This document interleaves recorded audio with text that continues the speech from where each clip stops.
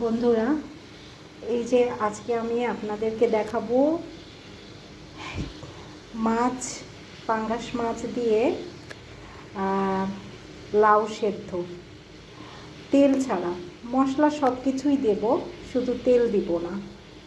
যেহেতু আমি এখন ডায়েট করছি, এজন্য আমি সেদ্ধ খাবারই খাওয়ার চেষ্টা করি।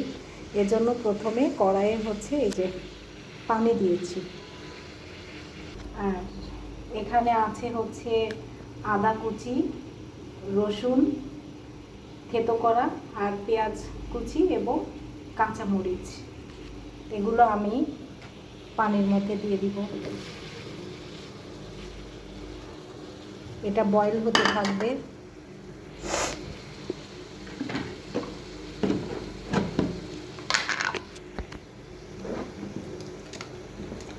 এর সঙ্গে আমি পরিমাণ মতো লবণ দিয়ে দিব। তারপর একটু জিরের গুঁড়ো দিব, হাফ চা চামচ।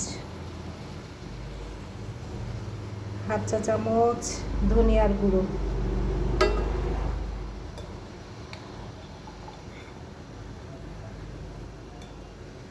হলুদ একদমই কম, যেহেতু আমি তেল দিব না সেজন্য হলুদ একদম কম।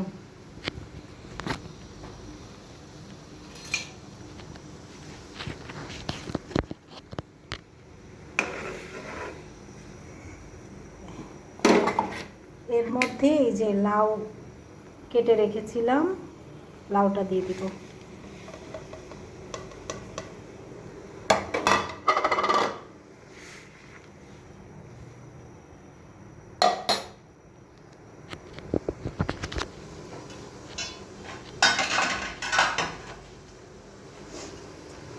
এখন এটাকে ঢেকে দিয়ে দিলাম। তারপর বলক উঠে গেলে ওর মধ্যে মাছ দিয়ে দিব। বলক উঠে গিয়েছে। এখন আমি এই যে 3 টুকরো মাছ রেখেছিলাম, পাঙ্গাস মাছ, এই মাছগুলো দিয়ে দিব। এখন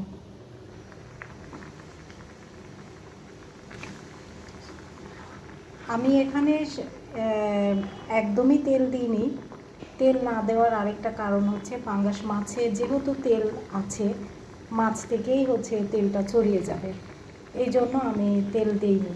আর যেহেতু আমি ডায়েট করছি, এই জন্য আমি যতটুকু পারি তেল ছাড়াই, একদমই তেল ছাড়াই রান্না করার চেষ্টা করি। আসল কথা কি, সুস্থ থাকাটাই বড় কিছু। আমরা তো মুখের স্বাদে অনেক কিছু খেয়ে নিই, কিন্তু আমাদের আসলেই সচেতন থাকা উচিত, তবেই না সুস্থ একটা হেলদি একটা লাইফ লিড করা যাবে। তো এটা আরেকবার ঢাকা দিয়ে দিই, এটা আস্তে আস্তে হতে থাকুক। চলুন দেখি এখন আমার তরকারির কি অবস্থা। হ্যাঁ, একদম হয়ে গিয়েছে।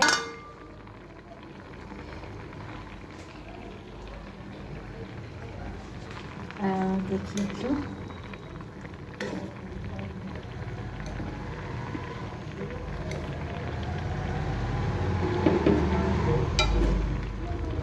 হ্যাঁ, একদমই হয়ে গিয়েছে।